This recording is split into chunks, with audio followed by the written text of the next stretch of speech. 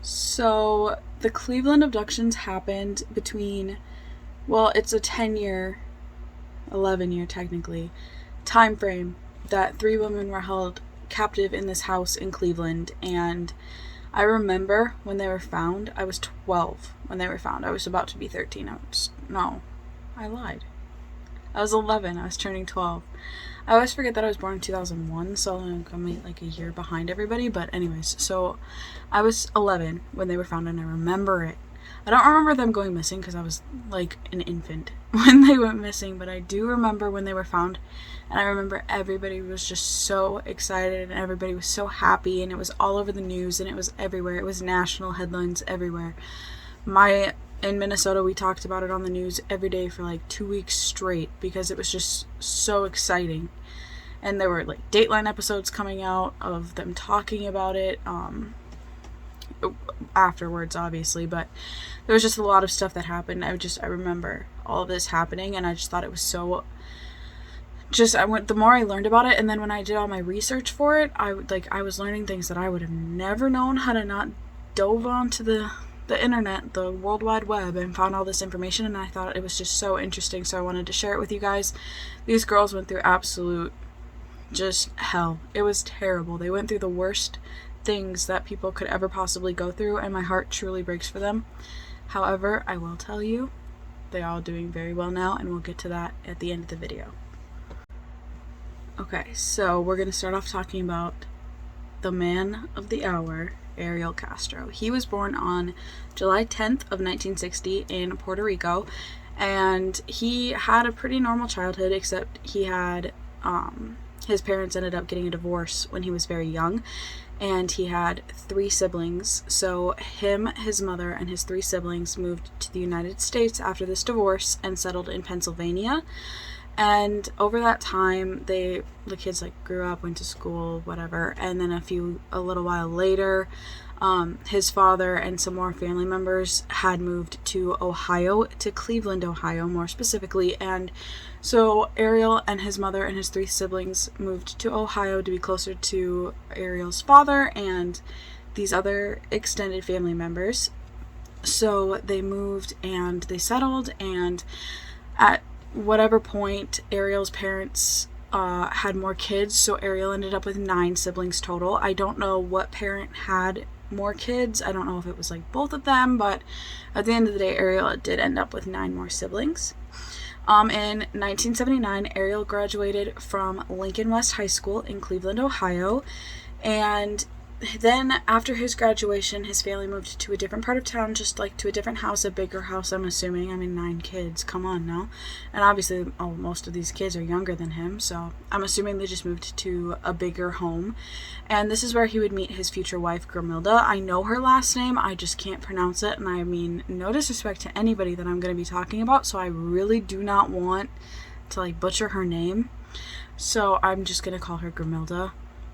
You can look up her last name, I just really don't want to pronounce it wrong, but he meets Grimilda, and they meet because his family moved into a home directly across the street from her family. So they met just out on the street, friendly neighbors, introducing themselves and whatnot, and when they get together, they fall in love, they have an amazing relationship, and they lived between the 2 families' homes for a while together. They met pretty much right in the 80s, the beginning of 1980, pretty much. And so they meet and they have this romance, and they're together and they're living their life, doing the thing and being together and living in their family's houses until 1992, when they buy their first home, which is 4 bedrooms, 1 bathroom. It's multiple levels. I don't remember if it's 2 stories or if it's a split level. I do know there's an attic and then the main level and a basement, so I think those are the only 3 levels. But they bought this house, and it's located at 2207 Seymour Avenue in Cleveland, Ohio, and they move in, like I said, in 1992. Now, it's said that when they moved into their house, Ariel became very abusive to Grimilda. He would physically abuse her. He broke her nose, her jaw, some ribs. There was one instance where they got into a very heavy, heated argument, and he actually threw her down the stairs, and when that happened, she ended up fracturing her skull.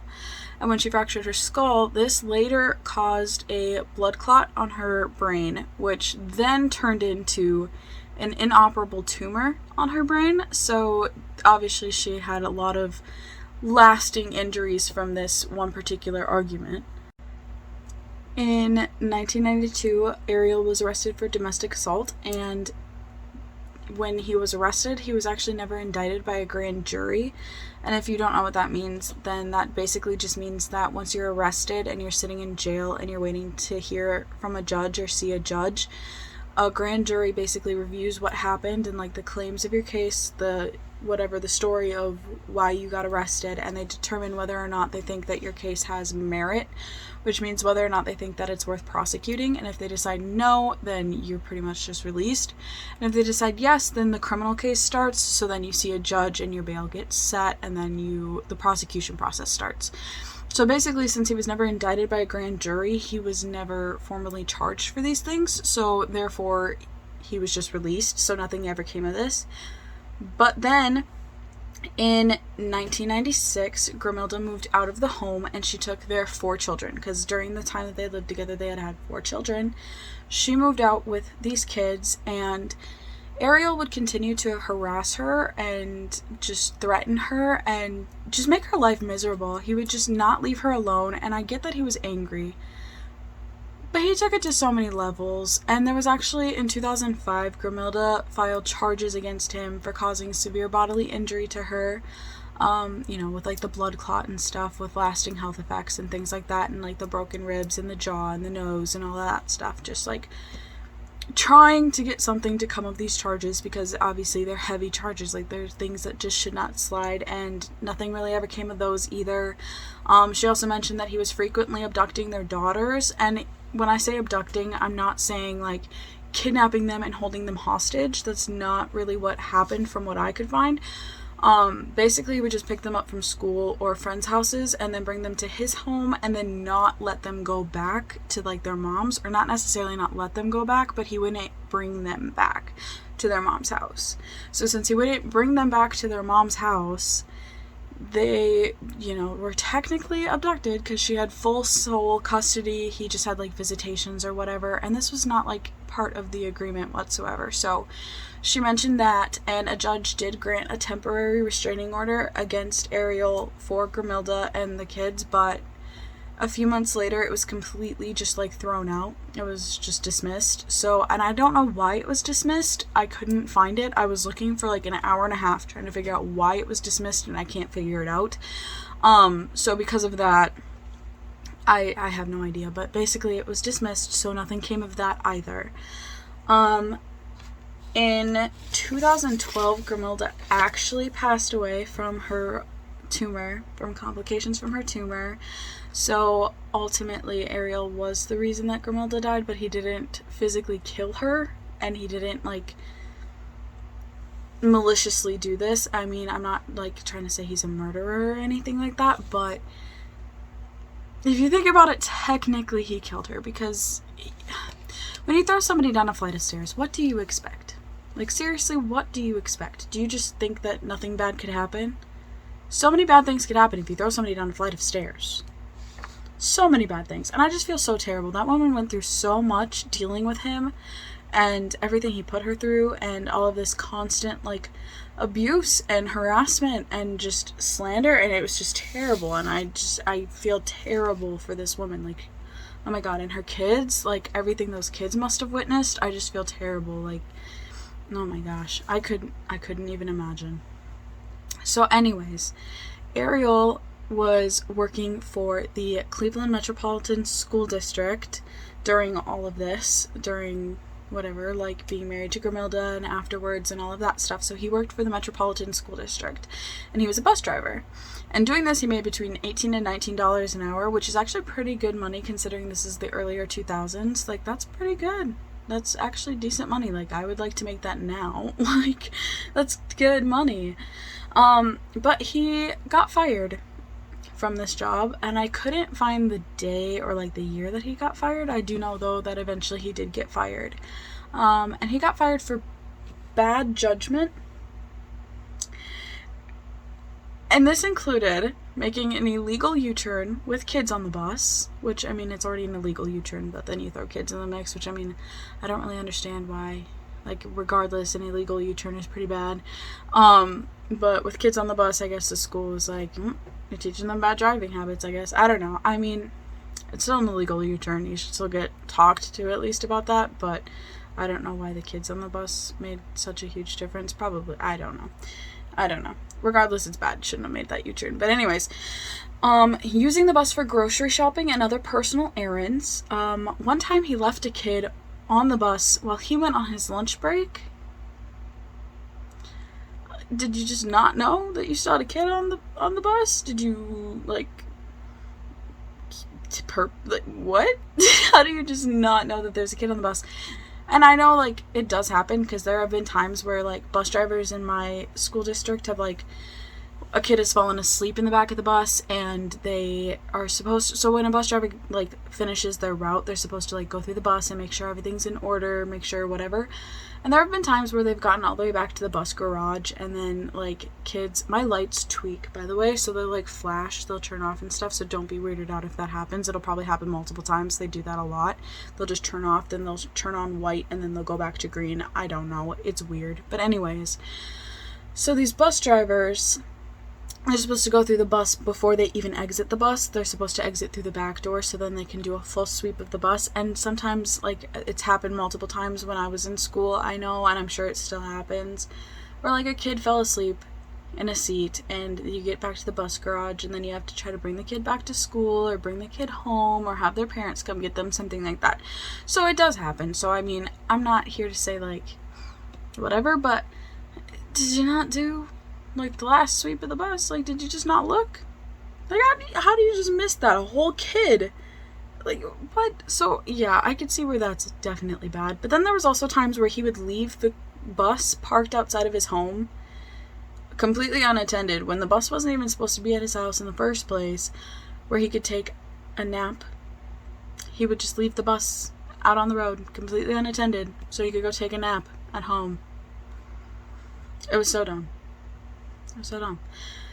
But in 2013, the foreclosure process had started on Ariel's house for 3 years of unpaid property taxes. So it's like, did you just not get a job again after you were fired? Because this is in 2013, and my guess is he got fired in, like,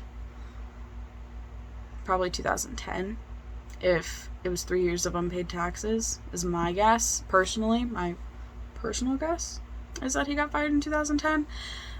But 3 years of unpaid property taxes, did you just not work for 3 more years? It was right after the recession. Well, not right after, but close to after the recession. So, like, everybody was hiring at that time. I even know that. I'm 19 and I remember that. Okay, so anyways, that's all the information I had on his background, just the highlights and whatever. So now we're going to get into the actual kidnappings. So this is going to be the final trigger warning, because immediately after kidnappings, I will go into captivity, and it is graphic, and it is brutal, and it is terrible. So this is my final trigger warning for you right here. So on August 23rd of 2002, Michelle Knight was walking herself across the city to an appointment with a social worker to discuss getting custody of her son Joey back. And at this time, Michelle was 21 years old. And she had only gotten her son removed from her custody because at the time, Michelle and her son Joey were living with her mom Barbara. And Barbara had a very alcoholic and abusive boyfriend living in the home at the time, and there was an instance where he got angry, and while he was drunk, when he got angry and he grabbed Michelle's son Joey's leg, and he grabbed it pretty hard, and he, like, pulled him, and somehow Joey ended up with a fracture in his leg, and Michelle obviously took him to the hospital, and they called CPS because they said that the injury was more consistent with abuse than a fall, and because they're doctors, they can tell the difference. Doctors know, they know what to look for. So They took Joey from Michelle and placed him into foster care just until Michelle could get out of the home and get a stable living environment for her and Joey, even if she moved into another family member's home, as long as it was steady and stable and safe. So Michelle was going to this appointment to meet about getting Joey back, and she didn't have a car at the time and she had nobody to bring her, so that's why she was walking. And so she was walking from her cousin's house where she had moved to so she could get Joey again. She was walking from this cousin's house and she was looking for this address to get to the courthouse, and she could not find it. And since she couldn't find it, there was a Family Dollar store nearby. And if you don't know what Family Dollar is, it's like this little store where you can buy like clothes and food, and not like a supermarket type store. It's really small and everything's pretty cheap, and it's like you can buy canned food and like snacks. There are some freezer foods and stuff too, and you can buy like drugstore makeup and things like that. So it's like a smaller version of like a normal just like store. So anyways, she goes into Family Dollar and she asks the store clerk, the man behind the counter, she asked him if he knew how to get there, and he said he did not. But then this is when her close friend's dad approaches her, and his name is Ariel Castro. And he approaches her and says, "I can bring you, and I will get you there with plenty of time to spare. Would you like me to bring you? I know where it is." And Michelle, because she's friends with his daughter, she says yes, yeah, for sure, because like she knows him, so she trusts him, and she's like, okay, well, this is my friend's dad, whatever. It's not like it was some random stranger that she had never met before. If it was some random stranger, I think Michelle probably would have walked herself. So she gets into Ariel's vehicle and he starts driving, and as they're driving, he tells Michelle that his dog had just given birth and had puppies, and that she could come and pick one because he had to get all these puppies out of his house. He can't take care of all of these puppies plus a dog and whatever. He's like, "I'm looking for somewhere for these dogs to go. If you'd like to pick one out and give it to Joey when you get him back, like, we can swing by my house quick, you can pick one up and you can give it to Joey." And she's like, yeah, okay, I guess, like she still had time to get there, so she didn't think anything really of it. She was just like, oh, that's really nice, because he just wanted to like give her this puppy.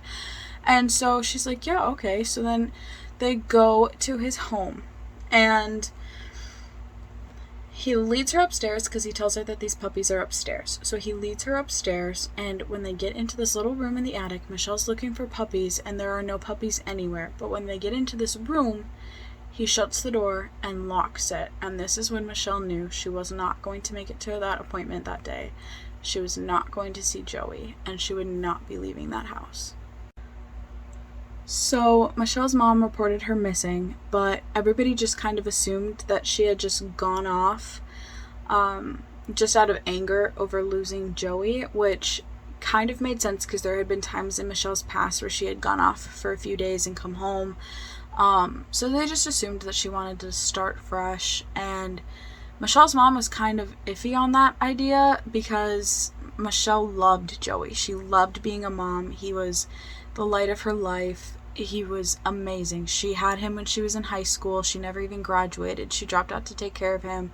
Never got her diploma, never got her GED, nothing. So that's why it was so hard for her to find a job too, which is kind of a side note. I probably should have mentioned that earlier. That's why it was so hard for her to get a job. So she absolutely loved Joey. She would have done anything in her power to get him back. So her mom was kind of iffy on that idea, but at the same time, Michelle had gone off before, and she was 21, so she had every right to just drop off the face of the earth, start all over somewhere new, and never talk to anybody again. She was an adult. She could have done that if she wanted to, and nobody could really tell her otherwise.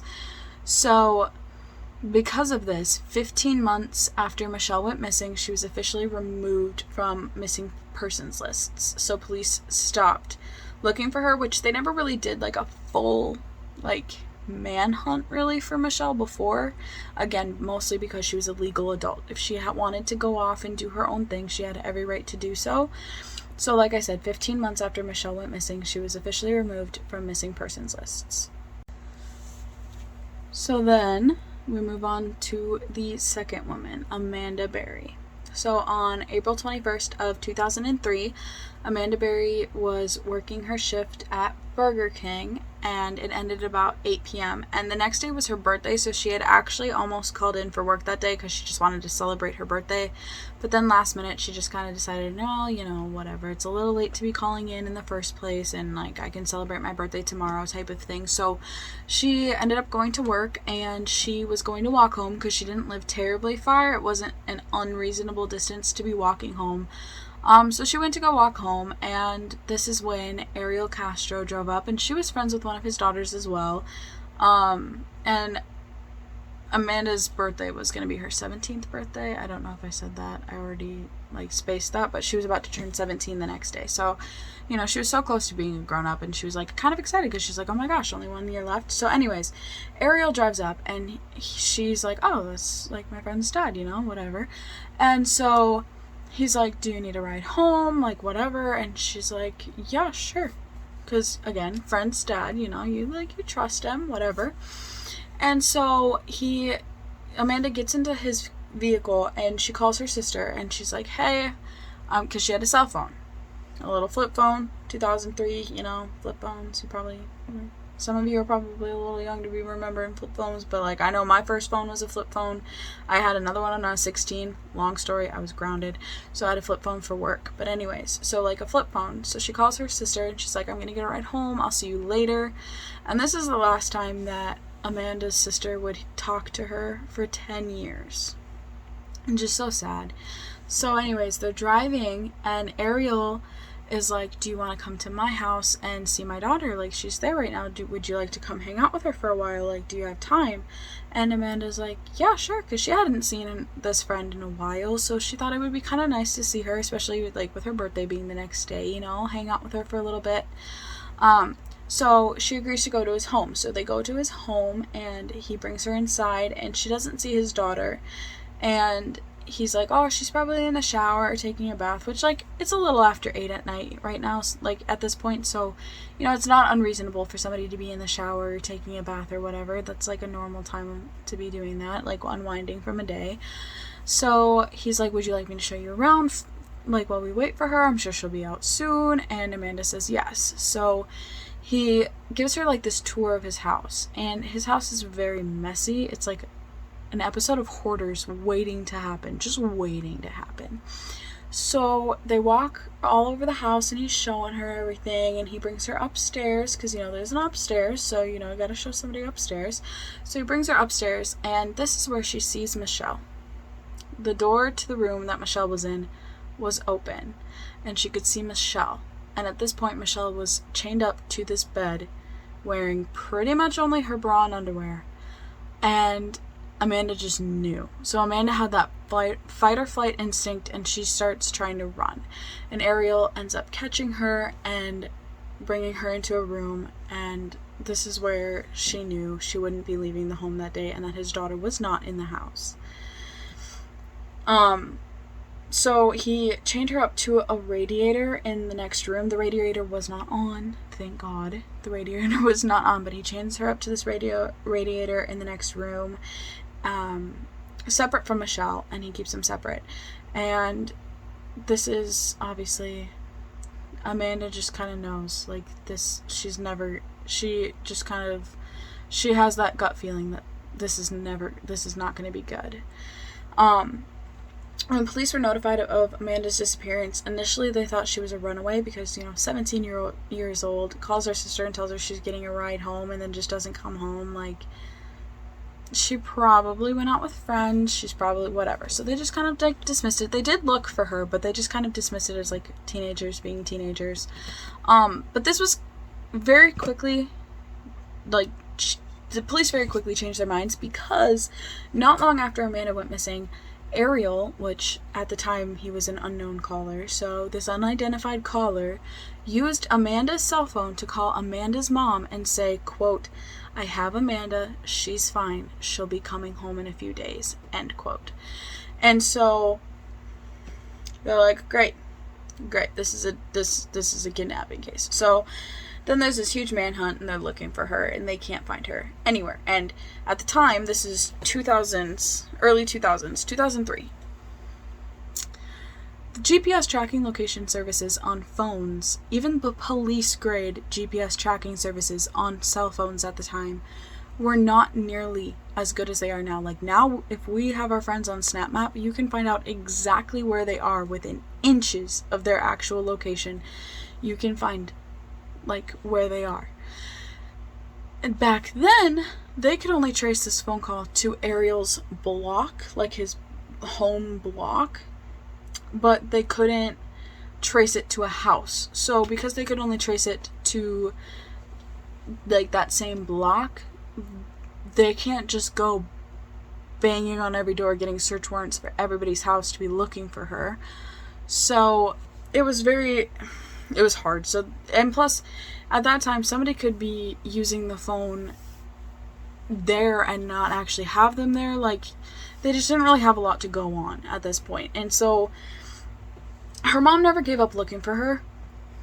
Like, police, they didn't really give up looking for her either, but at the same time, they had other higher profile things that they had to be doing. I mean, it's Cleveland, Ohio.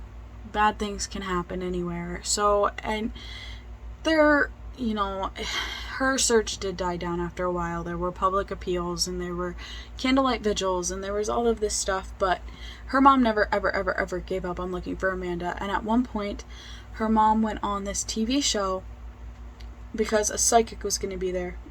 And the psychic was none other than Sylvia Browne. And if you don't know who Sylvia Browne is, she's written multiple books. She's done multiple TV appearances. She is a self-proclaimed psychic. And actually, a lot of the things she has said or predicted in these books, which my mom used to have Sylvia Browne books, and I've looked in there, and sometimes there are things that she predicts that actually happen. Things that actually end up happening that she talks about like 10-15 years before they happen. Like, who else, how would you know that? You know, so like everybody really believes Sylvia because there's a lot of these things that happen.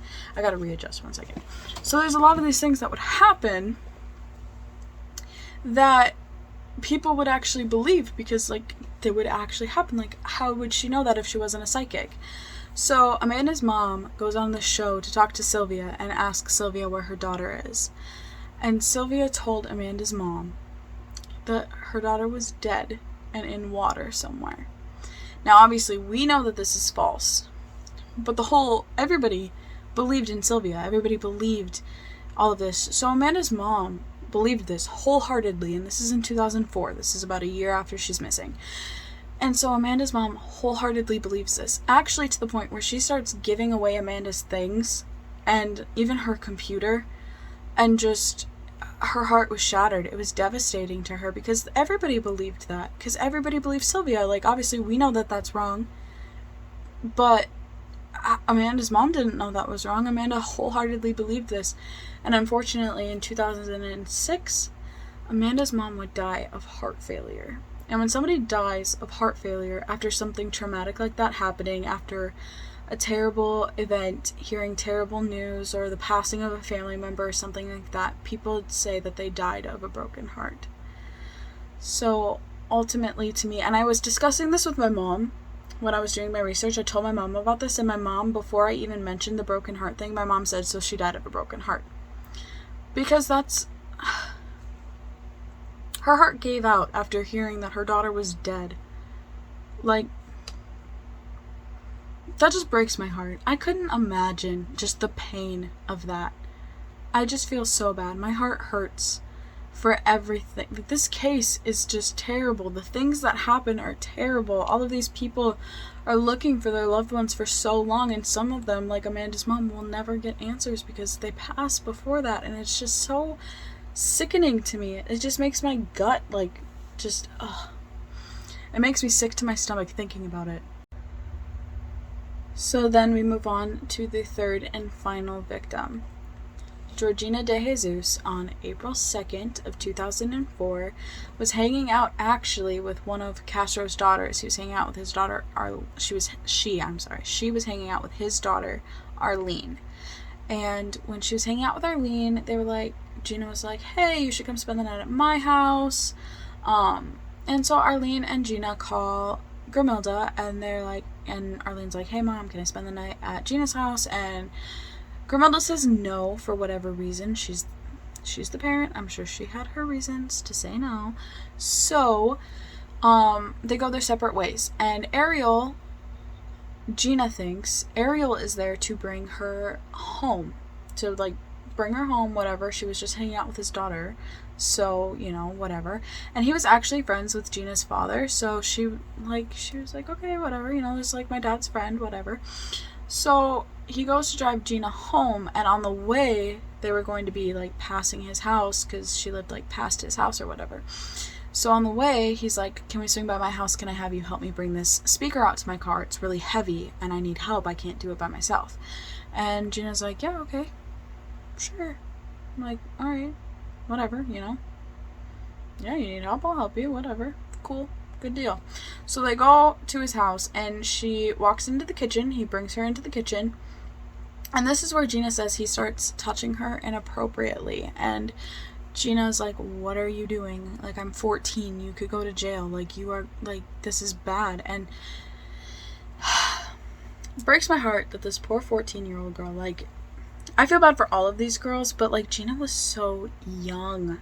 So young. Like, at 14 years old, I would have been terrified. At 17 years old, I would have been terrified. I mean, I'd be terrified no matter what age I was at. But, like, 14, you're in the 8th grade. That is terrifying. 8th grade, not even in high school. Oh my god. And so anyways, Castro, same type of thing, ends up bringing Gina ultimately upstairs, but he actually chains her into the same room as Michelle. So Michelle and Gina are sharing a room, and then Amanda's in a separate room. I don't know why he kept all three of them separate. Not all three of them, but kept them separate from each other. I don't know why he did what he did. I have my personal theories, which I'll go over my personal things at the end or whatever. But anyways, so when Gina was reported missing, she was also believed to be a runaway, and they never issued an Amber Alert. Now, if you're not familiar with Amber Alerts, I don't know if every country has something like this. So I know, like, in the US, if a child goes missing, like if a child's abducted or run away or something like that, even if they're believed to, like, run away and be, like, if people run away, if it's a child, if you are under 18 and you run away or you are abducted, an Amber Alert is issued and it goes on everybody's phones. Your phone will go off, an alarm will go off, and an alert will pop up on your phone saying, like, look out for this vehicle, or this child is missing, this, like, in a brief description of them, just so you know, to keep your eye out. They will also, like, put it out on the news or whatever. So Amber Alerts are, like, a big thing. And I've gotten Amber Alerts on my phone multiple times. It's, like, a big thing. Well, they never issued one for her. They issued one for Amanda, but they never issued one for Gina. And this pissed Gina's dad off. My dad would be livid if I was under 18 and I went missing. Even if I did run away. If they didn't issue an Amber Alert for me, my dad would have raised hell at the police station. My dad would have been so mad. My mom would have been so mad. If that was my kid and they didn't issue an Amber Alert. Gina's dad said, quote, hold on, I'm going to read it right off of my paper because I do not want to mess this up. Quote, the Amber Alert system should work for any missing child. Whether it's an abduction or a runaway, a child still needs to be found and is still missing, end quote. So, and I agree. I don't care if that kid ran away. I don't care. I do not care if you think they just are boot scooting and skipping town with some friends. I don't care. That kid still needs to be found. Like, that is still a missing child. That is somebody's baby. Somebody's child is missing. I work at a middle school. And if any of the kids in that school went missing, I would be everywhere looking for those kids. If there was not an Amber Alert issued for the kids, like any of the kids that I work with at the school, my heart would shatter. I would be angry. I would be sick to my stomach because that's not using all of your resources to find these kids. It just irritates me that they just failed. They just failed. This girl didn't even try. And I was... I don't know what their reasoning was. I think they think that because it was a runaway that they just didn't need to issue one, but I just don't get that. I really don't. It's just common sense. Amber Alerts are for any missing child. Runaway or abduction. Does not matter. Okay, so my phone just almost died on me. I checked my battery percentage and it was at 18%. So I had to run and grab my laptop because I'm currently using my charger block for my ring light at the moment. I know, buy a new charger block. I'll get to it.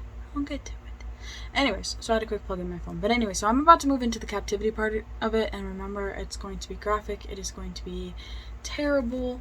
So I know I said my last one was the final one, but I still feel like I need to give you another trigger warning because this is going to be terrible things that I'm about to discuss.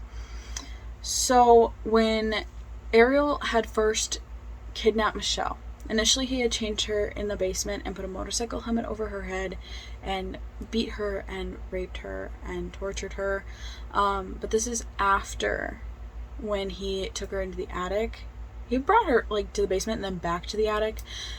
I don't know why, but he did. Anyways, when he first had her in the attic, he beat her, he raped her, he tied her hands behind her back, her legs behind her back, had them connected, so basically hog-tied her.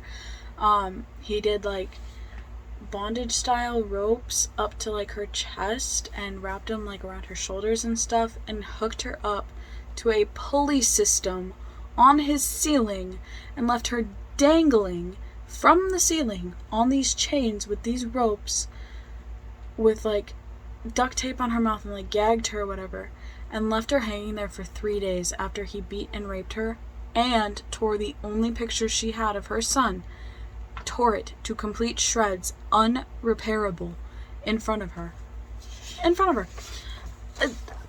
What? What are you thinking? What are you doing? Why hang her from the ceiling? And he left her there for 3 days with no food or water. 3 days, nothing. Terrible. And then he eventually took her down and brought her to the basement and then chained her up in the basement, did the same type of thing to her down there, beat her, raped her multiple times, and then he eventually did bring her back upstairs and chained her up to this bed in this room in his attic. At one point, at multiple points, he had gotten Michelle pregnant 5 different times that we know of. There could have been more, but there's 5 times that we know of. And he would induce miscarriages on Michelle each time. He would beat her with dumbbells, he would punch her, he would kick her in the stomach, he would starve her as a punishment for getting pregnant, which it takes 2 to tango, buddy, it's your fault too. And anyway, so he would do all these terrible things to Michelle to get her to have miscarriages. At one point he would slam her against a wall and just do terrible things to make her have miscarriages. And there's this movie about the Cleveland abductions. I bought it on YouTube. There was not a rent or buy button. It was just a buy it button or whatever. So I bought it and I watched it. And in the movie, and I don't know if that's actually what he said, but in the movie it said that Ariel tells Michelle, sorry, my cat just ran across my laptop for a second. Anyways, so Ariel tells Michelle that he, when he found out she was pregnant the first time, because she was throwing up and she was only gaining weight in one spot and she looked pregnant, he's I don't want any of your ugly babies in my house. Excuse you? And in that movie he also, I don't know if it's true or not, but he also when he took Michelle, went through her wallet and saw her ID and said, "I thought you were 15." I was upset that she was 21. So which would make sense considering that Amanda was 17 and Gina was 14, so that meant that he thought he knew they were younger. So I think and considering Michelle was friends with his daughter at the time, his daughter was a teenager as well, so I think he just kind of assumed they were all teenagers. So I'm gonna classify him as a pedophile, to be fair. Just saying, just gonna throw that out there. Whatever, back to the story. So anyways, so yeah, he did that to Michelle. He made her have miscarriages every single time, which is just horrific. And so anyways, at one point he gives Michelle a puppy. Remember, he told her she could have a puppy. Well, he gives her a real puppy. I don't know where he got this puppy. It looked nothing like his dog in the movie, so I don't know. I don't know, but I know this is like a real actual thing that happened. Pretty much everything that happens in the Cleveland abduction movie actually happened.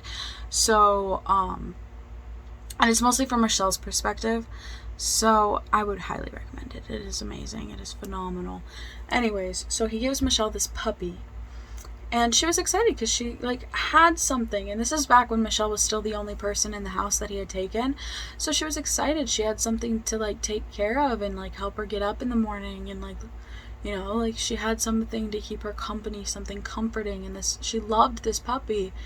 And Ariel, at one point, so with the chains that he would use on the women, he would padlock them together so that they couldn't get out of them themselves. The only way to get out of them is with the key, like a master lock padlock thing, is with this key, with this key. And so one day, Michelle was, like, moving her hands behind her back, like, just trying to, like, scratch her back or something. I don't know. Her hands ended up behind her back, probably to scratch her back, to be honest with you.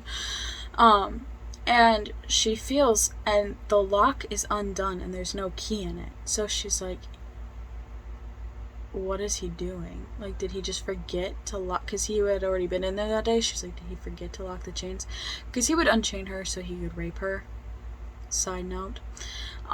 So she's like, did he make a mistake or whatever? So she picks up the dog and she starts walking through the house looking for him, because he had also left the door that he usually had locked unlocked. So she starts walking through this house and she's looking for him, and she goes downstairs and she's, like, tiptoeing, and she's, like, gonna make her escape. She was excited. She was like, this is the day, like, I get to leave. And so she's walking through this house, and unfortunately he was still there. He had been tricking her. He was testing her. And he was hiding downstairs somewhere, and he ended up beating Michelle. He threw her to the ground. He was hitting her. He was kicking her. He was just beating her so terribly. And this dog, obviously being attached to Michelle, was trying to protect her. So the dog was, like, barking, and Ariel was getting frustrated that this dog was making all of this noise, and he was just mad. And so he picked the dog up and he snapped the dog's neck, with Michelle looking, snapped the dog's neck and threw the dog towards Michelle on the ground. Nothing this man does should ever surprise me, but he's just horrific. A terrible human being. He used to threaten to kill Michelle all the time. He used to tell Michelle she was a bad mom. With these women, he didn't only physically and sexually abuse them, he would mentally torture them and manipulate them and make them feel less than, and make them feel like they need him, like trying to induce Stockholm Syndrome and trying to get them to think that they can never leave. And he would just do these terrible things to these women the whole time, the entire time. It was just absolutely horrendous. When Amanda Berry and Gina were with him as well, their candlelight vigils, their public appeals, things like that, he would show up to, and he had let the women have TVs in their room. So, like, Michelle and Gina had a TV and Amanda had a TV so they could watch the news. And they would be watching as their candlelight vigils are going on, as their public appeals are going on, their parents telling them to come home, or asking for anybody with information to bring them home, or these vigils in remembrance of these girls and everybody mourning and hurting, and he would make them watch it. Well, he would go to them. Because he's a member of the community. He is friends with their parents. He blah, blah, blah. And there was never a candlelight vigil or a public appeal for Michelle because she was off the radar. But Gina and Amanda had them. And so he would go to these public appeals, and he would be on TV comforting these girls as parents while they're watching. And they know, like, they're like, this terrible man is literally hugging my mom on TV right now, telling her that he would help them, like, find me. Like, could you imagine? Could you imagine that? I could never imagine sitting and watching my mom bawl on TV because I'm missing, and watch the man that is holding me captive and doing these terrible things to me, hugging her and comforting her and saying, like, I'll help you find her, I'm so sorry, I hope that she's safe, blah, blah, blah. Oh my god, that would break my heart. That would break my soul. Not like, I could only imagine how hard it was for those girls. Like, oh my god. So, anyways, with Amanda, he kept her in a separate room, and he had her chained up to this radiator, like I said. Well, when she was chained to this radiator, she only had like 3-foot radius of space that she could travel in this room. She could only move about the room 3 feet of space. So that's only like 36 inches of room. If you think about it, that's not that much. TV screens are bigger than that. My TV screen is a 45-inch TV screen. From, like, diagonally across is how they measure TV screens, if you didn't know. So, like, mine is a 45-inch TV screen. So I'm looking at that, and I'm, like, subtracting 9 inches from that. That's not very much room. So she doesn't have, like, that much space to actually go about in this room. So he would also beat her and torture her and rape her and do these terrible things to her as well. And when Amanda's mom passed, he actually told her and was mocking her about it and was just belittling her. And he was just terrible to these women. Absolutely terrible. And there were multiple times where, like the instance with Michelle, that he would trick them into thinking that he had left and trick them into seeing if they were going to escape. And if they did try, he would just beat them. And he did this to make them think that there was no chance of escaping. So eventually they stopped trying. They just kind of accepted it. So anyways, Amanda, she got pregnant in early of 2006, and on Christmas Day of 2006, she went into labor. And Castro had bought this, like, little, you know, like those plastic circular, like, kiddie pools that are only, like, a couple inches deep, you know, like, just like the little wading pools and stuff that you, like, for your toddlers or your babies to, like, chill in or whatever. He'd gotten one of those for Amanda to sit in because he didn't want to mess on the bed. And he and Michelle put Amanda in this baby pool, and he was having Michelle help to deliver this baby. He let Amanda keep her baby. He was excited about the baby. And I don't know why. Maybe my personal thought on it is that he thought Amanda was prettier than Michelle, which they're all beautiful women, so I don't know, but that's just my guess. Is like he was sick and twisted, or like he didn't want Michelle to keep her kid, like keep her babies because she was not young or whatever. I don't know, but he's disgusting. Anyways, not the point. So Amanda's in labor, and Michelle comes in, and he makes Michelle help. He threatens Michelle. He says, if this baby doesn't make it, I will kill you. So the pressure's on, you know, no pressure, but if my baby doesn't make it, you know, you're gonna die. So, and first of all, my problem with this is you are having these malnourished girls try to deliver this baby in a room that is messy and dirty with no pain medicine. You don't want them to be screaming.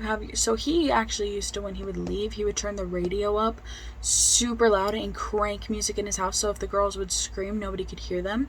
And so he had the radio going so nobody could hear Amanda scream, because obviously she has no pain meds, so she's gonna be screaming. She's about to birth a child. So anyways, he has these girls trying to deliver to this baby and expects nothing to go wrong.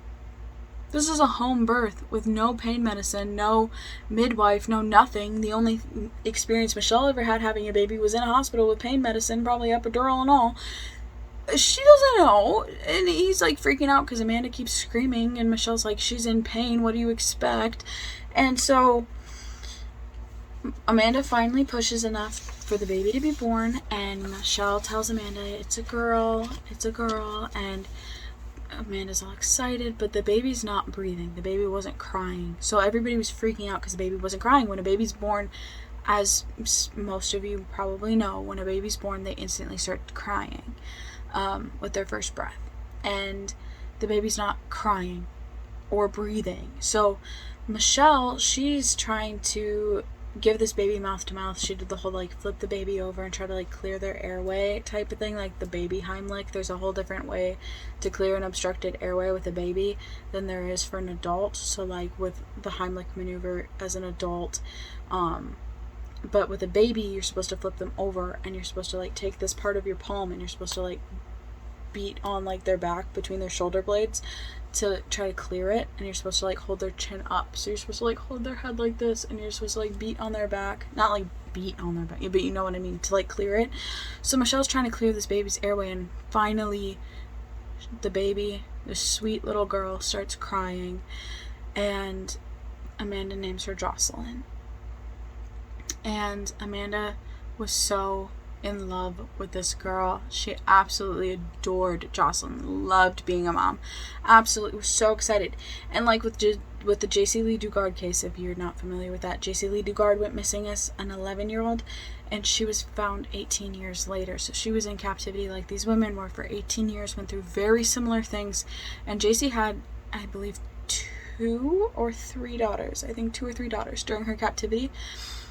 I know for sure it was more than 1, but I think it was 2 or 3. I'm pretty sure it was 3 though. But anyway, so she said that when she was in captivity, she was just excited to have somebody related to her, to have her own family, like her own flesh and blood with her, and have like this child. So I'm sure that's what was going through Amanda's head. Finally, somebody that's her family, somebody that she knows and she can love and whatever. So this is her baby. She was so excited, and she loved being a mom. She set up this little like school, and she would like red light, green light, and like, okay, so now we're at a crosswalk, so what do we do? Like teaching Jocelyn how to like live in this world, and homeschooling her how to read and how to write and how to add numbers and subtract numbers and things like that, like homeschooling her, because obviously Jocelyn couldn't go to actual school, because what if she's told somebody like about her mom? What if she told somebody about her Auntie Michelle and her Auntie Gina? Like, what if?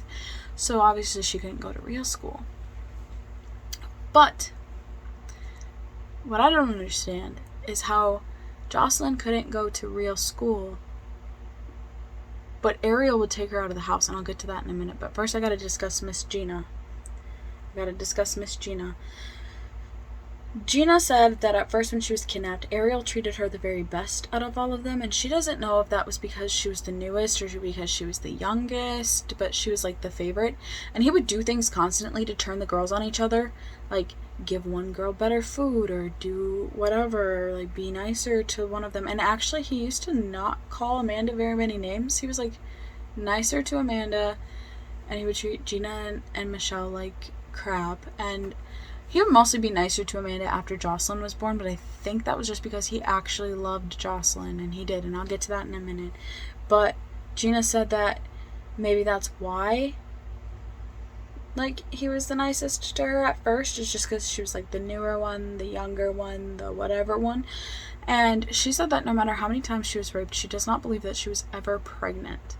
So, I mean, I guess that's a blessing, because then she didn't have to go through, like, what Michelle did, or she didn't have to try to like have this baby so young. And I don't know. I just think that it's absolutely terrible, regardless, that any of these women had to go through anything that they're going through in this. But regardless, so yeah, Gina and Michelle and Amanda all had very, very similar experiences, but Castro would constantly be trying to make these women hate each other. So he would be like doing these things, treating each one differently to get them to not like each other. And he would manipulate them and torture them all, and he was just a horrible, horrific man, and he would say terrible things to these women, and he was just awful. And he did this the entire time that they were gone. So that's 10 years that you're getting belittled, talked down on, manipulated, raped, beaten, miscarriages induced, pregnancy forced on you, like horrible things. And he did this for 10 entire years. 10 freaking years. And Michelle was actually missing for a total of 11. So technically for 11 years he was doing these terrible things to these women, and it's like, why?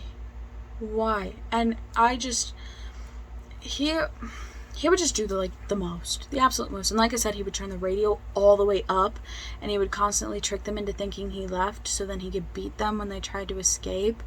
And he would like punish them, and he would just horrible. And like he would go in to like rape Amanda, and then he would leave, and he'd instantly go into Gina and Michelle's room and he'd come in like before he went to work or before he went out with friends or when he got home and like stuff like that. Like this was a like around the clock thing. They never knew what was gonna happen. They never knew when it was gonna happen. And I could only imagine how terrifying that is. Like you hear footsteps coming up the stairs and you're like, oh my god, I wonder whose room he's going to. Like just the fear that would instill in you, I could never ever even begin to imagine what that must have felt like for these poor girls. So as I had mentioned previously, Ariel would take Jocelyn out of the house, and he absolutely loved Jocelyn. He never did a single thing to harm a hair on that little girl's head. He adored his kids. Like I said in the very beginning, I don't think he ever hurt any of his children. Like he actually loved his kids, and obviously Jocelyn's his kid, so he loves her. So he would take her out of the house. He would take her to church. He would take her to the park. He would take her to see his mom. She called him daddy, obviously. Like, she called him dad. She knew that that was her dad. She called his mom grandma. He would tell his adult children, he would show his adult children pictures of Jocelyn and say, like, that's my girlfriend's kid from another relationship. He would tell his mom the same thing. But they never met this girlfriend, but, I mean, they only really saw his dad. They just kind of assumed, oh, the girlfriend's probably working or whatever. That's why he has Jocelyn all the time. That type of, like, just brushing it off, like, okay, whatever. But he would tell his friends and neighbors that Jocelyn was his granddaughter. Like, if you're gonna lie, at least keep your lies straight. Like, there are 11-year-olds that lie better than you. Like, are you kidding? Like, keep your story straight. Somebody's gonna say something to somebody, and they're gonna find out that you be lying, and then they're gonna be like, like, why wouldn't you be more careful? What? You got a lot that you could go down for, and you're just not keeping your story straight.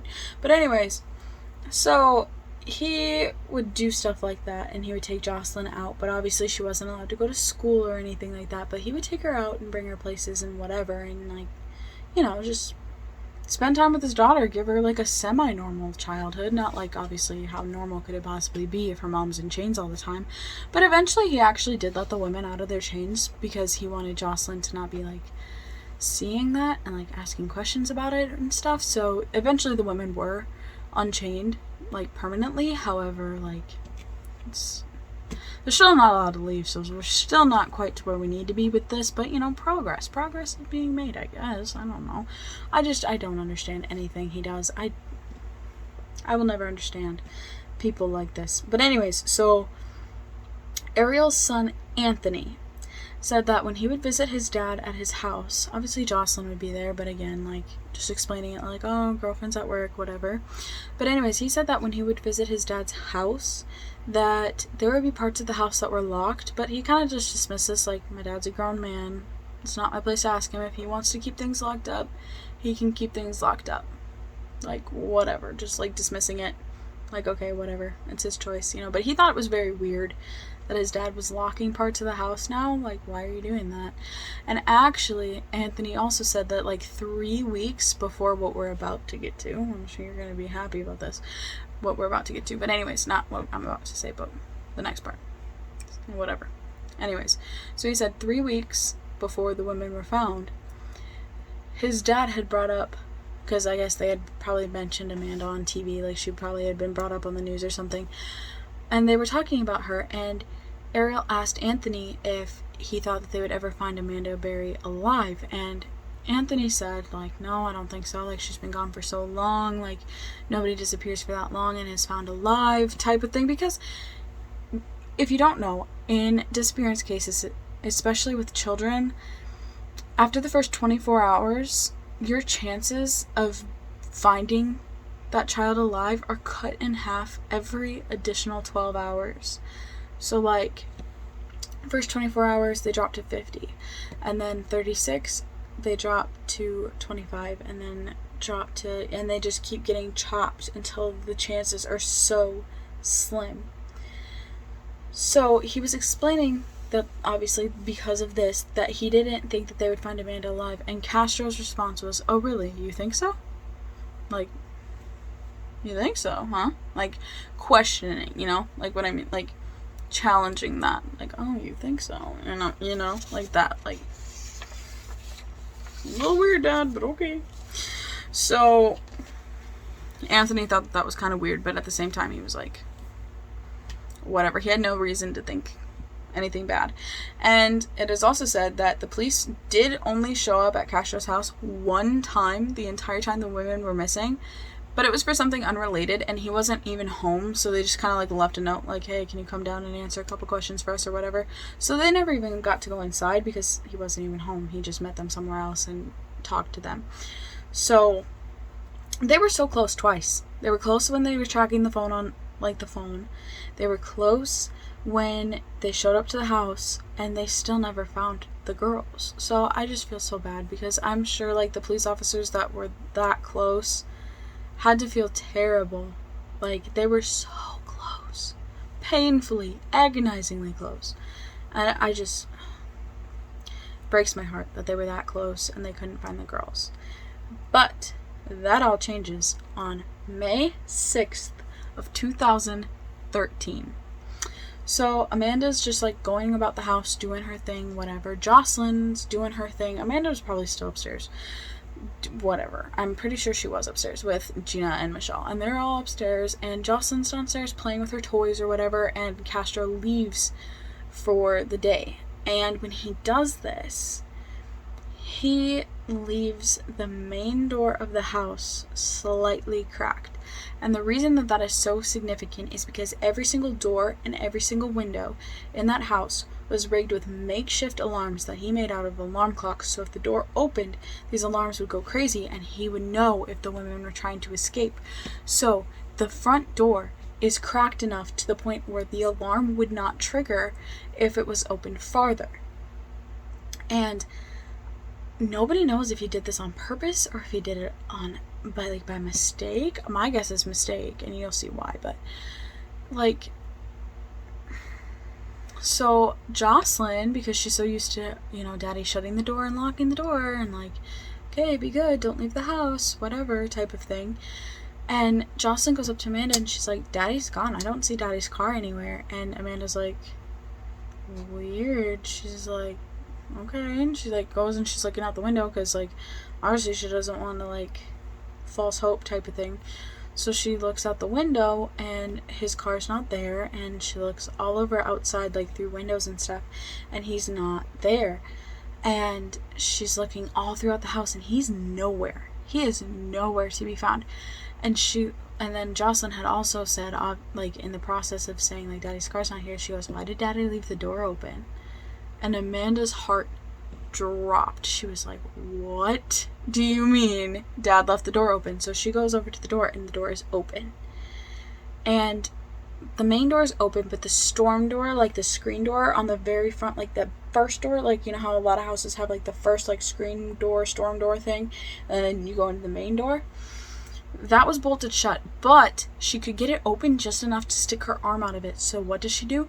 She sticks her arm out, baby. She sticks her arm out. She is flailing her arm. She is screaming.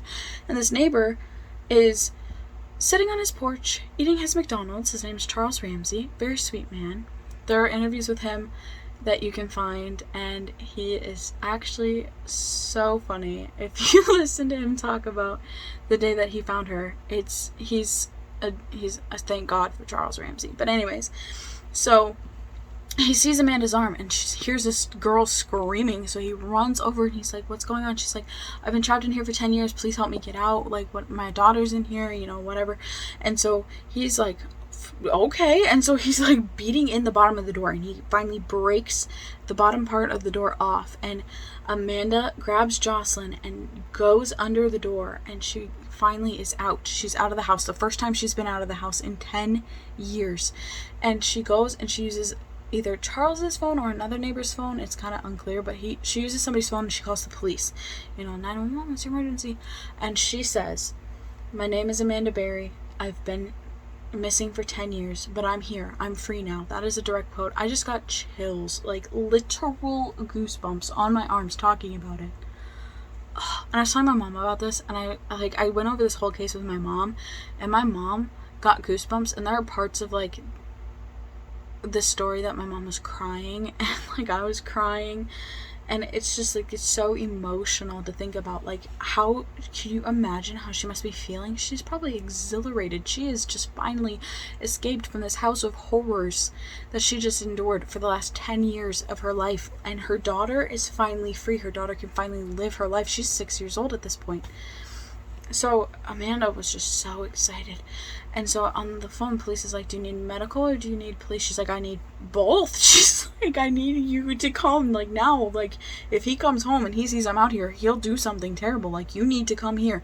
And so police cars everywhere rushed to the house because they just heard Amanda Berry has been found. So they're like rushing, and she's like, there's 2 more women in the house. And they're like, where is he? What is he wearing? She's like, I didn't see him. I don't know what he's wearing. She's like, his name's Ariel Castro. So, like, some police officers are looking for Castro. Some police officers are going to the house. They go in there, guns drawn, and they have badges on. And obviously, because they're in full uniform, so they have their badges on, they have their guns drawn, they're going in there, because the police that went in there didn't know that he wasn't in there, because they just instantly went into the house. They just heard there were 2 other women in the house, so they just broke the door down, busted it in, and they went in there with their guns drawn. They're like, Cleveland police, if anybody's in here, make yourself known. You know, like how they do, like, you see it on cops, that's actually how it goes. And so then Amanda's like, his name's Ariel Castro. They go off and they're looking for Castro while these other police officers are going in the house, and they're looking for these women. They go upstairs because Amanda's like, there's 2 other women upstairs. And so they go upstairs, and Michelle peeks her head out of, like, this door because she's hearing them, like, Cleveland police. And she sees, like, their flashlights and whatever, and she looks out of the door and she sees the badge, and she knows that this isn't a joke. She knows that this is real. She jumps into a police officer's arms, and she just was, like, literally hanging on them. You know, like how when a little kid is excited to see you, they'll, like, wrap their arms around your neck and, like, hang on you like a monkey? That's what she was doing. And she was like, you saved me, you saved me, you saved me. And she kept, like, saying that over and over, and all of a sudden Gina comes out. And she goes, my name's Gina, like Georgina De Jesus. And this cop looks at Gina and goes, I've been looking for you for a long time. Could you imagine that? Like, if you were a police officer and you were supposed to be looking for these girls, and you finally found these girls, like, they were surprised to see Michelle, because Michelle wasn't even on their radar anymore at the point. So they were like, what the hell? And so then Gina, there they go tweaking again. So then Gina, they help Gina and Michelle out of the house, and they bring them outside. They put them in the ambulance. The 4 girls are taken to the hospital, and Gina, Amanda, and Jocelyn all get to go home the next day. But because of how badly Michelle had been beaten and everything that Michelle had gone through, Michelle had to stay for 4 days. And initially, at this time, when police were looking through Castro's home, they were looking for other women because they thought that there could have possibly been other girls that had been taken too, but there was nobody. They searched it everywhere, basement included, and there was nothing. And then they found Castro driving in his car, and they arrested him, and I guess he just kind of went without a fuss. Like, he knew. He just knew that they knew. So, whatever. So, he is arrested, thank God, on May 6th. And so then, in his interrogation, he tells police about the kidnappings in extreme detail, and he tells them that they were just crimes of opportunity, that they weren't premeditated. It was just one of those things where, like, oh, I saw them and I was like, and took them, you know, like, he told them all of this. And he referred to himself as a cold-blooded sex addict in his interrogation. And during their search of his home, they found a suicide note that said that if he were to die, and while, like, when somebody found him, obviously his kids would notice first, so that he would be found dead pretty soon. If he were to be found dead, that all of his possessions should go to the women. And this note talked about these kidnappings and all of this stuff. So not only did he just admit to it in his interrogation, he literally confessed in his initial interrogation, where he could have, because of his Miranda rights, he could have requested a lawyer and not spoken about it, but he did it anyway. And then they found this note, which is even more evidence, because obviously this note confesses his guilt in this too. But this is important, so remember that in the back of your noggin. Store it back here in the file cabinet. We're coming back. So, on May 8th, which is kind of messed up because that's my mom's birthday. But anyway, so on May 8th, he was charged with 4 counts of kidnapping, because one is including Jocelyn, even though that's his daughter, but still. 4 counts of kidnapping and 3 counts of rape, because Jocelyn doesn't count because he never raped Jocelyn. He never did anything to Jocelyn. And those 7 charges alone in the state of Ohio, you can get 10 years to life in prison. Just with those 7 charges. But that's not all he's going to face. Like, those aren't his only charges. And I'm going to keep referring to my paper during this, because there's a lot of different times where, like, more charges are coming in. There's a lot of dates mentioning. So if I keep looking down, it's because I'm making sure I'm getting all my information straight, just so you know. So they also had arrested 2 of Castro's brothers in connection to the kidnappings, but they were very quickly, like, cleared of any suspicion. They were very, very clearly, like, proven to not know anything, so they were released on May 9th. And then on May 9th, Castro went to his first, like, court appearance, because obviously he was indicted, because, like, it's a little too obvious to not be indicted for it. So anyways, he goes to his bail hearing. And when he goes to his bail hearing, they set his bail at $2 million per girl found in his house. So that makes it $8 million. Like, you're not getting out, you're not skipping town, you're not going nowhere. Who's going to come up with $8 million to bail somebody out of jail? Nobody is going to spend $8 million of their dollars to bail somebody out. No. So on May 14th, his lawyer told the court that Castro would be pleading not guilty.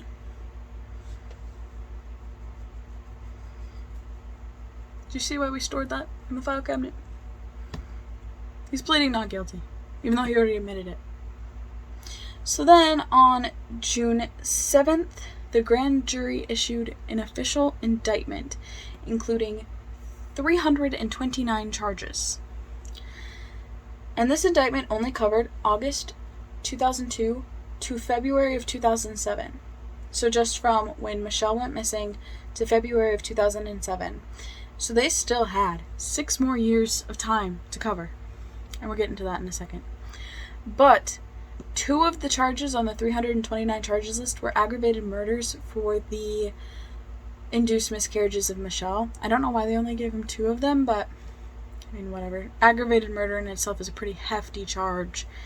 So anyways, then on June 12th of 2013, Castro's lawyer officially entered Castro's not guilty plea to the entire indictment, and he said that even though some of his charges were inarguable, and this, the quote I'm about to read you, is after he said, even though some of his charges are inarguable, like, I can't even dispute that they were true. And at this time, you gotta remember, they were talking the death penalty, because this is a pretty heavy charge. Like, this is a really heavy thing. Like, people wanted him dead. Excuse me. So, this quote, even though some of his charges were inarguable, ... Quote, it is our hope that we can continue to work towards a resolution to avoid having an unnecessary trial about aggravated murder and the death penalty. End quote. Like, you really be doing too much. You really be trying to get him off of this. Like, not necessarily trying to get him off of it, but, like, trying to get him out of the death penalty. Like, honestly, I don't know how some lawyers can just, like, defend people that they know did it. Like, Casey Anthony's lawyer. Jose Baez, like, how do you... You're trying to get this woman off for murdering her kid, and you really don't think she did it. You can't tell me you don't think she did it. It's a little obvious. But anyway, so I don't understand how some murderers, how some lawyers can just, like, represent somebody when they know that they're guilty, when they know that they're gonna lose. That's why I never wanted to be a lawyer. I can't be a defense attorney. I'd be like, yeah, you did it, you're stupid. I would be a prosecuting attorney, maybe, but I would not be a defense attorney. Anyway, so then on July 3rd of 2013, he underwent a very extensive psychiatric assessment, and he was deemed competent to stand trial. So then on July 12th, another indictment came, which covered February of 2007 to May of 2013. And this brought his total number of charges to 977. 977 charges. And mind you, this trial was televised. It was all over TV, and I remember it. It was all over TV. My grandparents watched it religiously because I lived with my grandparents at that time, and they watched it every time it was on TV. If they were home and that trial was airing on TV, they were watching it. And I remember watching with my grandparents, particularly my grandma, because she really likes true crime too. So, particularly, like, my grandma would always have it on, so I remember this, and I was like, 977 charges? Like, what? So anyways, I'm going to read you the charges that he had. And it's insane. 512 counts of kidnapping, 446 counts of rape, 6 counts of gross sexual imposition, 6 felonious assault charges, 3 child endangerment charges, 2 aggravated murder charges, and 1 count of possession of criminal tools. And I did add all of these numbers together to confirm that added up 977, and baby, you believe it, 977 charges. So then on July 17th, he pled not guilty to the new indictment. But then on the 26th, he took a plea deal and pled guilty. This plea deal meant he pled guilty to all 977 charges. This was just to skip the death penalty, so he just pled guilty to all 977 charges after pleading not guilty twice and admitting that he did it in his interrogation and in his suicide note. I don't know why you didn't just plead guilty in the first place, because you did it, but whatever. You literally told us that you did it, and now you're saying you didn't. But anyways, we'll get to that in a second. So he was sentenced to consecutive life sentences. I believe there was like 3 consecutive life sentences, plus 1,000 years of in prison after that, all without the possibility of parole or probation or whatever, plus no right to appeal. He had forfeited his right to appeal as part of his plea deal. He had forfeited his right to all of his assets, so his home, his vehicle, his money, everything. He also forfeited his right to gain royalties off of his crimes, so books written about him, movies produced about him, like the Cleveland abduction movie, TV interviews, news articles, anything. He can't get money for anything. Like, you better be begging on your knees for somebody to put money on your books, because you're not getting anything. They did this because they wanted him to suffer. If he wasn't getting the death penalty, they wanted his life to be miserable. So the judge told Castro, quote, "You will not be getting out. Is that clear?" End quote. And then Castro said, quote, "I do understand that, Your Honor." End quote. And if you look up, like, videos, you can find videos from the trial. Like, you can find them. I was watching them. You can see them, and it's actually kind of interesting. I've actually sat in on court cases before. I had an opportunity to shadow a judge, like job shadow. I job shadowed with 2 judges, because there was 2 main judges in Iceni County, which is where I live at the time. And so there was 2 main judges, and I got to shadow them. And it was really interesting to just, like, sit in on these cases and, like, listen and whatever. It was really cool to, like, whatever. So I like watching court cases, like watching the trials. I think it's very interesting. But anyways, so if you want to find them, just Google it. Google is a beautiful place. Or a dangerous place, depending on what you're Googling. Be careful. Anyways, so he had made comments during his trial before the sentencing hearing that he had a sexual problem and he was addicted to pornography and he was a sex addict and all that stuff, and the judge was like, "You can talk about it at your sentencing hearing, bye." And made him wait till the sentencing hearing, which I was like, dang right. So anyways, then at the sentencing hearing, he claimed that he had never beaten or tortured the women and that most of the sex was consensual. Yeah, okay. And he went back and forth from apologizing for what he had done to blaming the FBI for not catching him to stop him and blaming the women for getting into a car with somebody that they didn't know. They knew him, and he was, like, completely disregarding the fact that they knew him. Just like, well, they shouldn't have gotten in a car with somebody that they don't know. Maybe you shouldn't be a butthole. Maybe you shouldn't be a butthole. The only reason I'm really censoring myself, because I know like Bailey Sarian doesn't censor herself, but the only reason that I am censoring myself is A, because I don't like presenting myself like that on social media, and B, like I said in the earlier parts of this video, I work at a middle school, and I know that for sure one of my students watches my TikTok, which means she will for sure see my YouTube, and I just don't want my kids to like,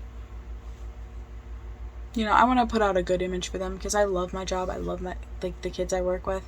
I absolutely love what I do, and I really like, I want to keep it professional.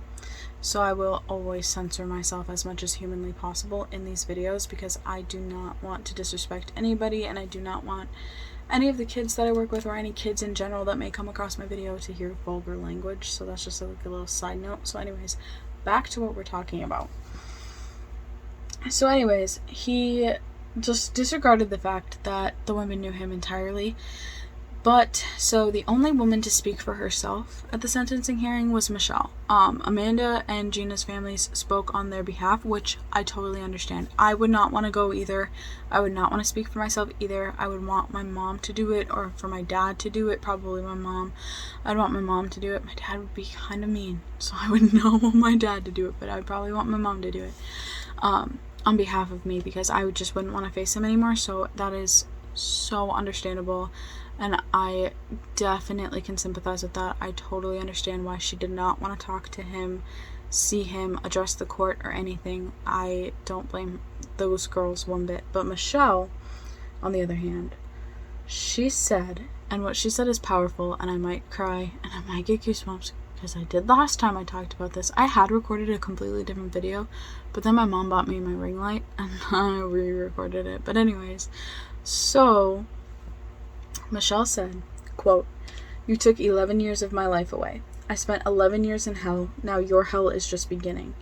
I will overcome all that has happened, but you will face hell for eternity. I will live on. You will die a little every day as you think of the 11 years of atrocities that you inflicted on us. I can forgive you, but I will never forget." End quote. Like, okay, Michelle, you go, girl. You go, girl. Like, you tell him. Because you gotta think about it. She just went through the most traumatic thing that pretty much anybody could really go through. Like, I could not imagine. And for her to have, like, the guts to stand up there and just be like, I hope you rot in hell. Like, dang right. Dang right, you tell him. I feel for these women so deeply, and Michelle was so strong to be able to do that. These women were so strong to be able to survive that. But anyway, so you gotta also remember that when people tell somebody that commits such a heinous and terrible crime against them that they forgive them, it is for their own peace of mind, and their own peace of mind only. It has nothing to do with the other person, and you need to remember that. It is important to remember that, because it is such a horrific thing that these women just went through, and they need to be able to forgive, to like heal. So anyways, after Castro went to prison, there was a video that was released on July 9th, and it was the girls, and they were thanking the public for their ongoing support, but their lawyers had come out and said, like, they still want privacy. They still don't want to talk about anybody, like, they don't want to talk to anybody about it. They want privacy. Please respect that. And they did. Everybody knew. But there was a bank account set up for the women that people could put money into to help them transition back into independent life, because obviously they hadn't been living independently for 10 years. They didn't have any means to do so. And so by the time this video was released, there was $1.5 million in that account from the public putting money into it to help them. That is beautiful. That is absolutely beautiful.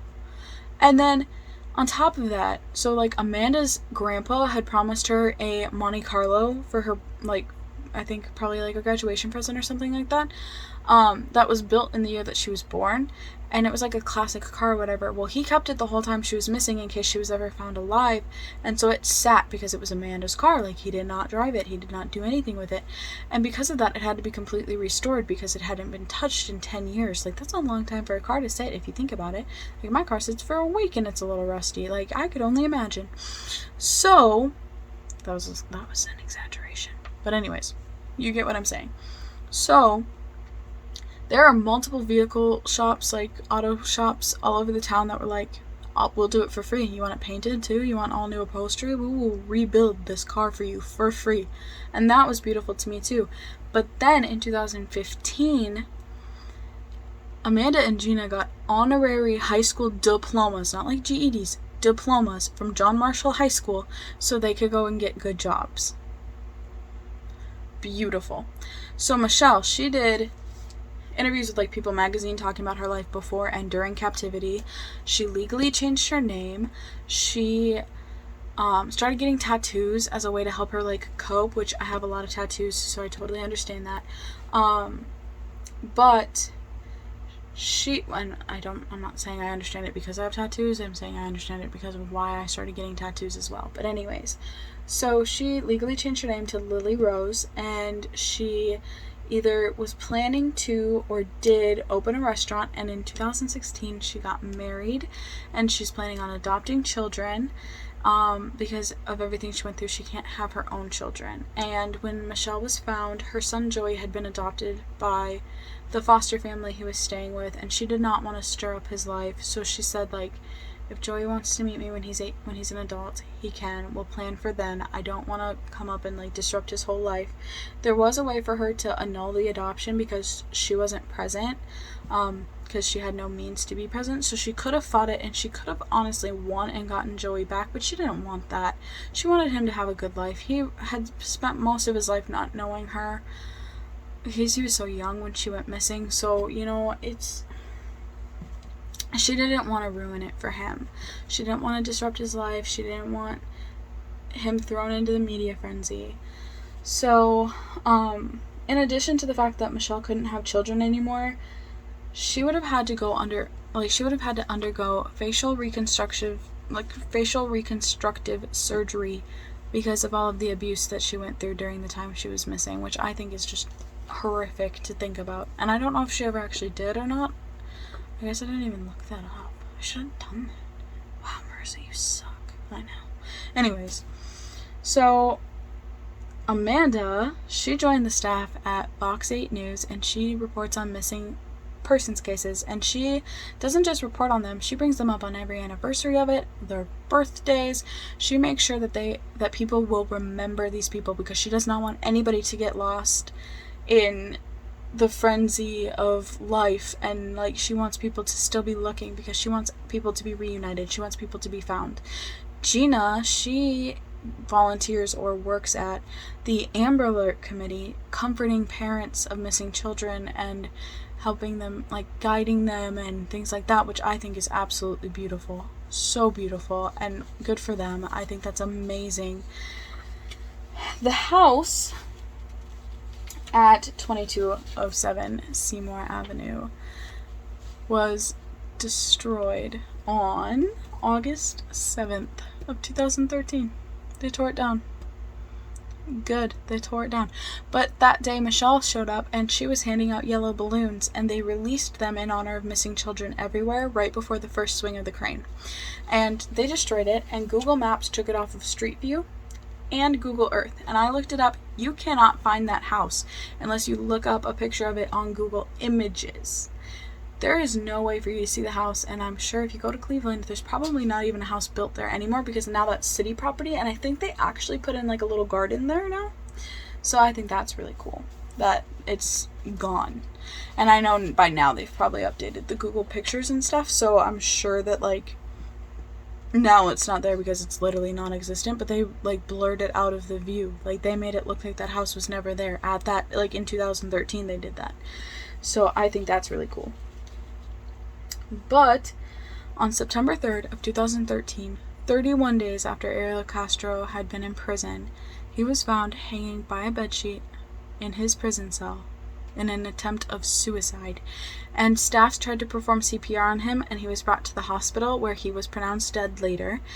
And autopsy showed that it was a suicide. I guess there was a note found and everything, but the DOC, so the Department of Corrections, came out with a statement saying that his death could have been accidental by autoerotic asphyxiation, which, if you don't know what that is, it is choking yourself during the act of masturbation to heighten your arousal, which I think is a little weird, but whatever. So they released a statement saying that that could have been his cause of death. However, there was a deeper autopsy and investigation done, and it was found that they were falsifying logs. He was supposed to be checked on every half an hour, but there's proof that they had falsified the logs like hours in advance, so they weren't checking on him. He wasn't on a suicide watch. That's not why he was like on checks every 30 minutes. He was on checks because of like the high profile case he was, so they had to keep an eye on him, and they had been lying about checking on him every half an hour, so take that as you will. But anyways, so an official ruling came out on December 3rd of 2013 saying that his cause of death and all evidence, including autopsy, his cause of death pointed to suicide. So, that is the case of Ariel Castro and the Cleveland abductions. Tell me what you think. I think, personally, what I think the reason he kept Amanda separate from Michelle and Gina is Amanda was his favorite, and Amanda to him was more beautiful. I think that's why he was nicer to Amanda, and that is not Amanda's fault. That is not Amanda's fault. Nothing that happened to these women was their fault, not even a little bit. It was all Ariel Castro's fault. They could not have avoided this if they wanted, it was going to happen. There's nothing they could have done. Those women went through the most terrible thing ever, and none of this was their fault. Amanda getting treated different was not her fault. Michelle getting treated different was not her fault. Gina getting treated different was not her fault. Jocelyn did nothing wrong. None of these girls did anything to deserve what happened to them. What they did was try to live. And I think that these women deserve the absolute world. And they're all doing good now. They've written books. They've done TV interviews. These women are three of the strongest women I've ever but I've ever heard of. And I just think that it's so great that they were actually found, because there's so many people that go missing that are never found. Like Jacob Wetterling was missing for so long, and that happened in my state. More than my state, my uncle was in Jacob Wetterling's class at school. He knew Jacob Wetterling. So that was a huge case, and he wasn't found, and the guy that did it to him was not found for years, 30 years. That was insane. These things happen. The Golden State Killer was 70 before he was caught. Come on, these things happen and people are never found, or they're found way later, and all these people that wanted these answers are already passed now. And I just think that it's so great that they were finally they were found, and they were safe, and they're okay now, and they're living their lives, and they're doing good. I saw somebody comment on one of my TikTok posts about how or my TikTok about this case, mentioning this case, said that they're all doing amazing now, and that they're living their lives and doing the best they can, and I just think that's absolutely beautiful. But anyways, let me know your theories. I know there's some conspiracy theories in this case, so if you know about any of them, comment below.